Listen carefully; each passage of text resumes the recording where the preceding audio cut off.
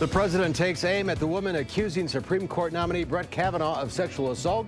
We're going over where the FBI background investigation stands today and reaction to the president's comments. And our threat of severe weather today has people in southern Wisconsin concerned, especially those in Grant and Lafayette counties dealing with flooding. This is News 3 at noon.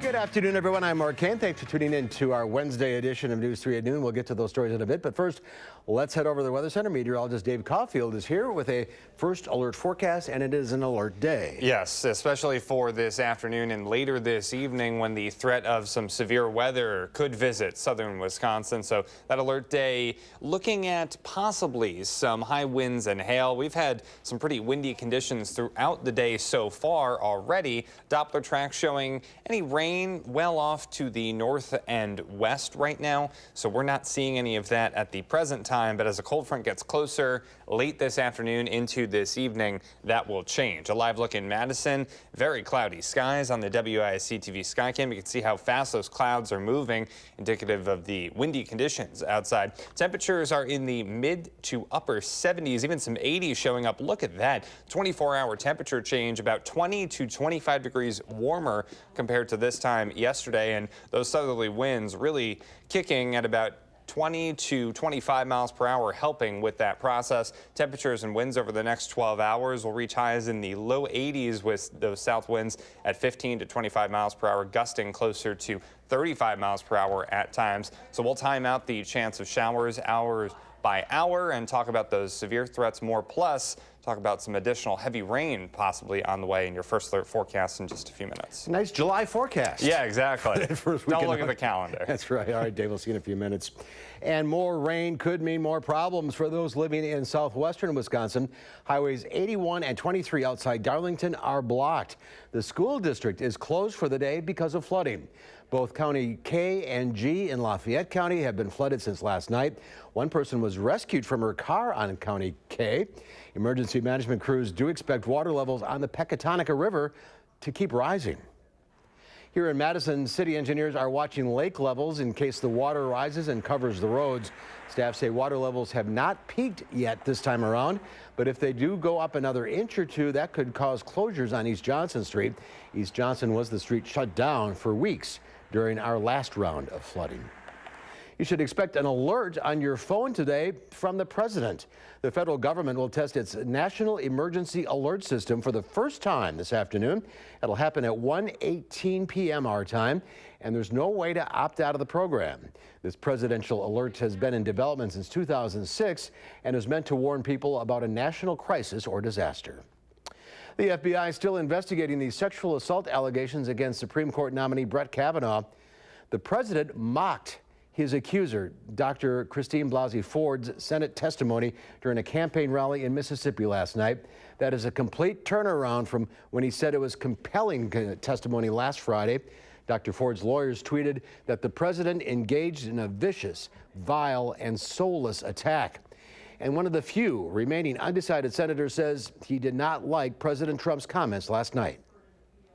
I've been disappointed by President Trump's comments before, but this is a new low. President Trump should apologize immediately. It's just not right. It's just not right. I wish he hadn't have done it. Just say it's kind of appalling. The FBI's investigation into allegations of sexual misconduct against Judge Kavanaugh could be wrapped up as early as today, well ahead of Friday's deadline. The Senate Majority Leader, Mitch McConnell, says that only senators will be allowed to look at the report. He also says the Senate will vote on Kavanaugh's confirmation this week. The Secret Service says it's investigating a suspicious envelope sent to President Trump. It was mailed Monday and intercepted before reaching the White House. The FBI is also investigating letters sent to the Pentagon that tested positive for the deadly poison ricin. One of them was addressed to the Secretary of Defense. The New York State Tax Department is looking into a report in the New York Times about President Trump's finances. The paper reports the president received the equivalent of at least $413 million from his father's real estate empire, much of it through tax dodges and in some cases what it calls outright fraud. The president has repeatedly claimed he built his empire on a small loan of $1 million from his father, which he paid back. An attorney for the president calls the allegations of fraud and tax evasion 100% false and highly defamatory. The Milwaukee Brewers will face the Colorado Rockies tomorrow afternoon. This is the Brewers' first postseason appearance in 7 seasons. The Rockies beat the Chicago Cubs last night 2-1 in a 13-inning wild card game. And it's time to start getting excited about Badger basketball. Single game tickets went on sale today for the Badgers men's basketball games. And there's more to come on News 3 at noon. The weather's coming up too, but first we're going to see what Howard's working on in the Mr. Food Test Kitchen. Join us today as I reveal a tasty way to help bring breast cancer awareness to those you love the most.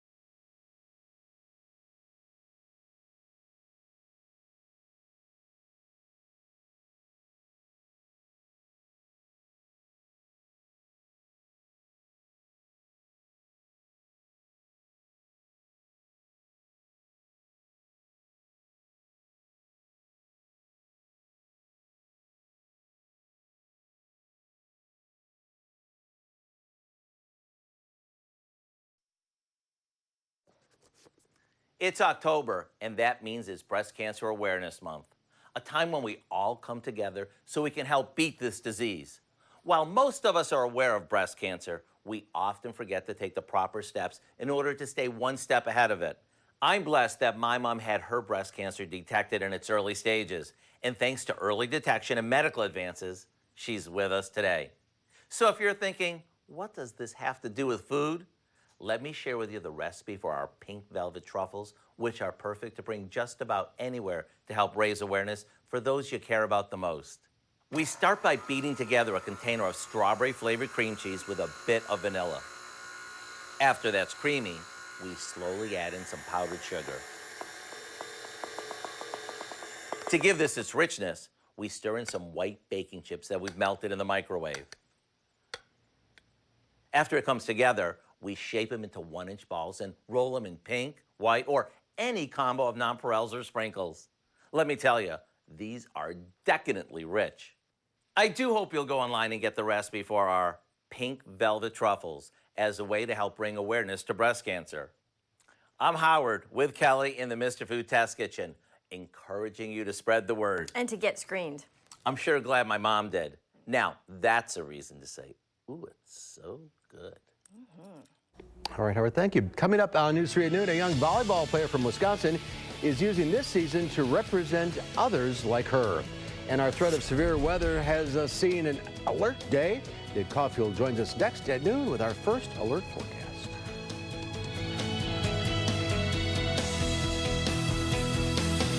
Ashley.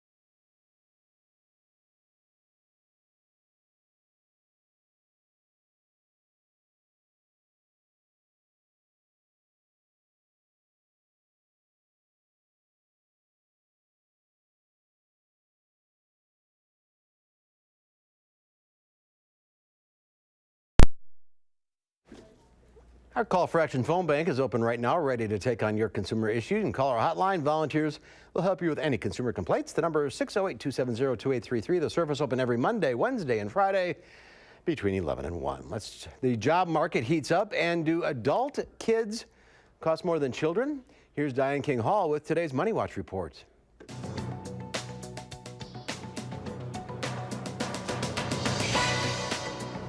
Employers went on a hiring spree in September. According to payroll processor ADP, companies added 230,000 jobs last month. That was much better than expected.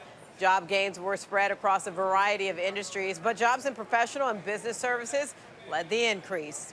JCPenney has named a new CEO. The company picked retail industry veteran Jill Soltau, who most recently headed up Joann Fabrics. The hiring of Soltau makes her the 25th woman to currently lead a Fortune 500 company. Meanwhile, Walmart is buying an online plus-size fashion brand called Eloquii for an undisclosed purchase price. Eloquii also operates 5 retail stores. Keep in mind, the plus-size women's clothing industry generates $21 billion annually. Walmart has been buying niche brands to compete with Amazon. Kids are expensive, and a new study shows they're even more expensive as adults. According to Merrill Lynch, American parents shell out $500 billion annually on their adult kids between 18 and 34 years old. Almost 8 in 10 parents admits to giving some financial support to their adult children. And not just for college or weddings, parents are also kicking in for day-to-day expenses like rent and vacations. And that's your CBS Money Watch report. For more, head to cbsmoneywatch.com. At the New York Stock Exchange, I'm Diane King Hall. All right, Diane, thank you. The Dow Industrial is up 161 points at the noon hour. The NASDAQ up 47. Q106 Farm Director Pam Yankee is busy at the World Dairy Expo, so here are your farm numbers.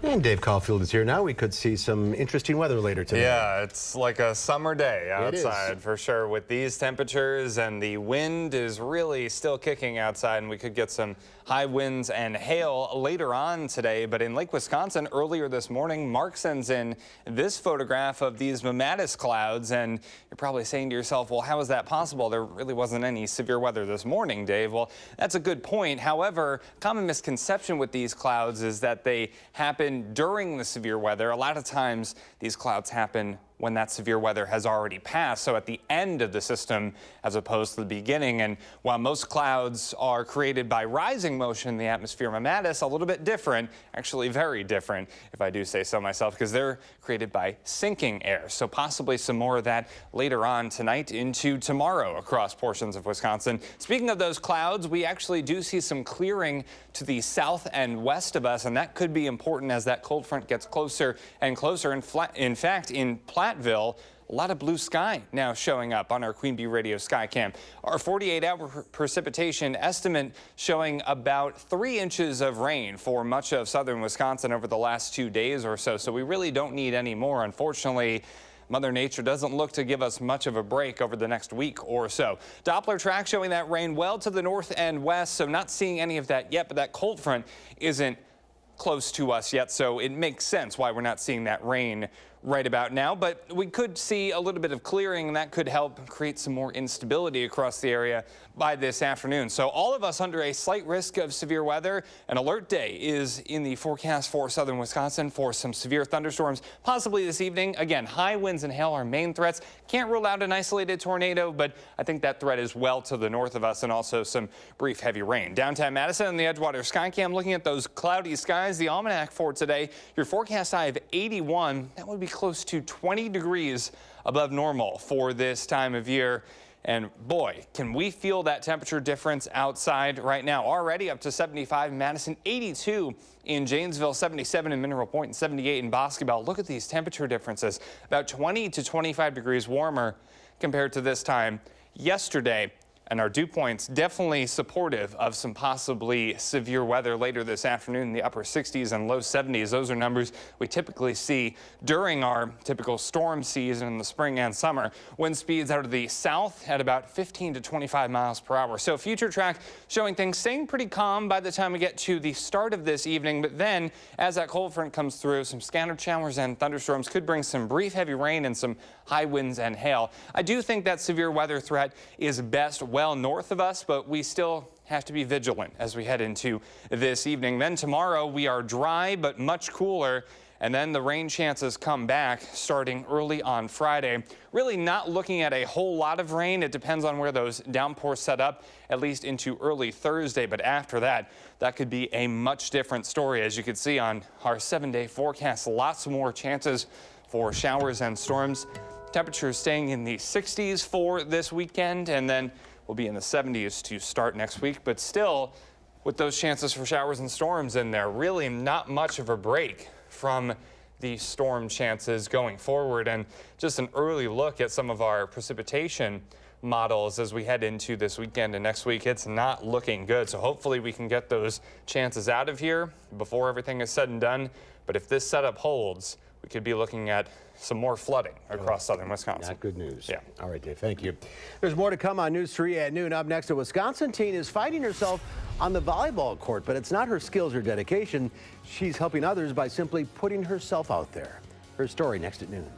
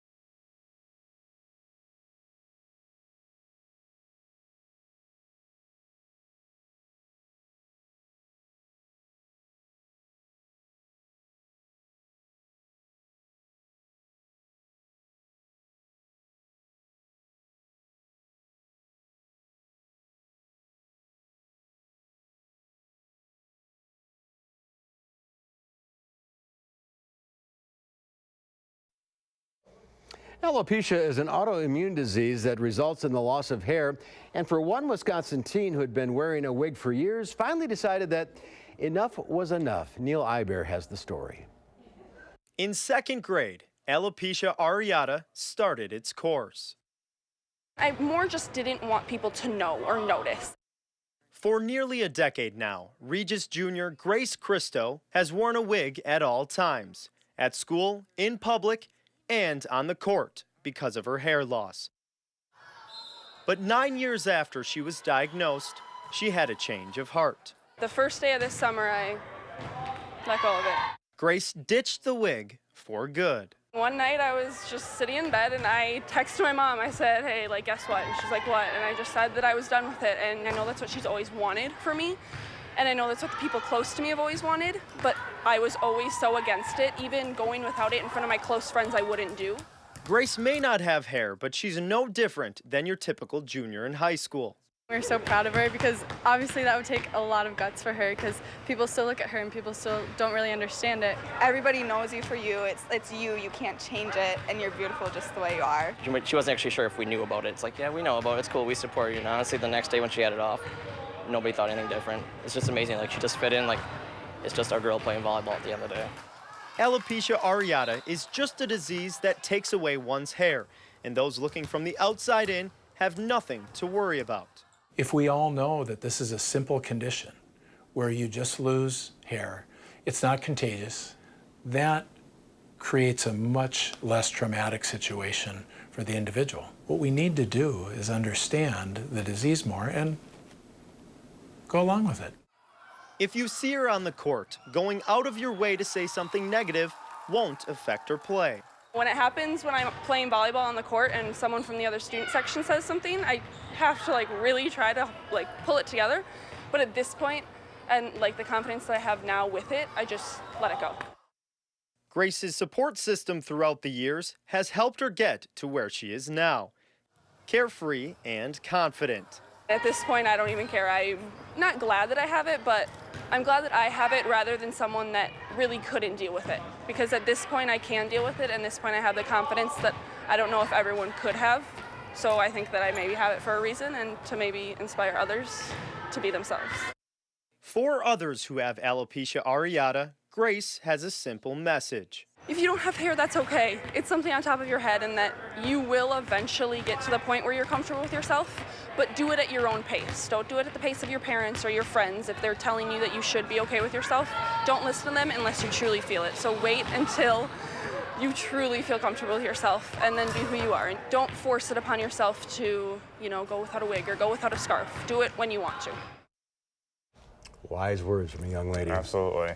You're a volleyball player. Yeah, I mean, definitely not as good as that, for sure. But I can tell you about some severe weather possible later this evening. Temperatures already in the 70s and 80s, very unseasonable this afternoon. Variably cloudy, windy, and warm with highs in the low 80s, and then those showers and thunderstorms arriving this evening. All right, we'll see you back here at 4. Have a great afternoon.